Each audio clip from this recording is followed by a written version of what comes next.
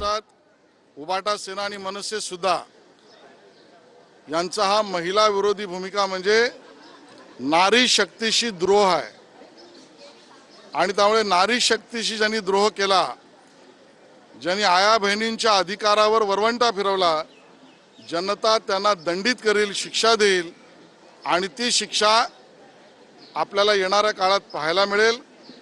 भारतीय जनता पक्षाने एनडीए आया बहिणींच्या माता भगिनींच्या अधिकारासाठी शेवटपर्यंत लढत राहणार या पद्धतीचं आश्वासनच पक्षाच्या अध्यक्षांनी दिलेलं आहे।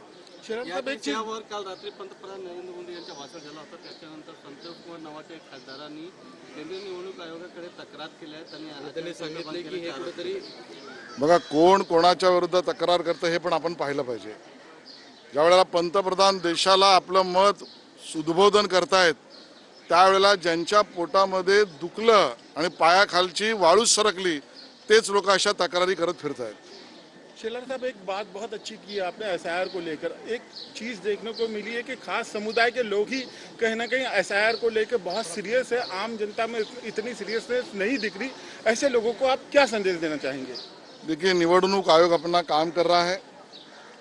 मतदाताओं को सजग करना हमारे बीएलएस का काम है और हर पार्टी के बीएलए ने मतदाता सूची में मतदाताओं का नाम का अधिकार अबाधित रहे, उसमें भी वैध मतदाताओं के लिए जरूर काम करे।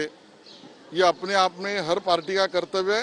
भारतीय जनता पार्टी उसको बहुत आग्रहपूर्वक करेगी। विजय वडेट्टीवार यांनी आरोप केला की कालच्या भाषणात पंतप्रधानांचं नाव होतं राजकीय भाषण होतं आणि काँग्रेसवर मग काय वडेट्टीवारांना काय त्रास झाला?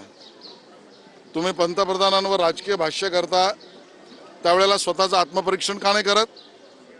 काँग्रेसने हे पाप केलंय, काँग्रेसला या पापाची शिक्षा भोगावी लागेल। आमच्या माता भगिनींच्या अधिकारावर वरवंटा फिरवणाऱ्यांना हे बोल खडे सुनलेच पाहिजे आणि सुनावलेच पाहिजेत असं आमचं मत आहे। नवनीत राणा वीस बोलली आहे असा आरोप यांनी विजय वडेट्टीवार यांनी केला। बघा, ह्या पद्धतीची भाषा वापरणं मला याविषयी काय बोलू अजून? या आपल्या समाजातील नेतृत्व करणाऱ्या भगिनींबद्दल अशा पद्धतीची टीका करणं योग्य आहे की नाही त्यांनीच ठरवावं। मोदीच्या नसानसात काँग्रेस आहे, एवढे वेळी त्यांनी नाव काँग्रेसचं घेतलं होतं असा आरोप विजय वडेट्टीवार। काँग्रेसला मोदींची भीती काय आहे? मोदीजींनी जे सांगितलं ते स्पष्ट आहे। काँग्रेसने 33% आमच्या आरक्षणाच्या विधेयकाला विरोध का केला? माझ्या माता भगिनींना विधानसभे आणि लोकसभेमध्ये अधिकाराने जाण्याच्या संधीला वरवंटा का फिरवला?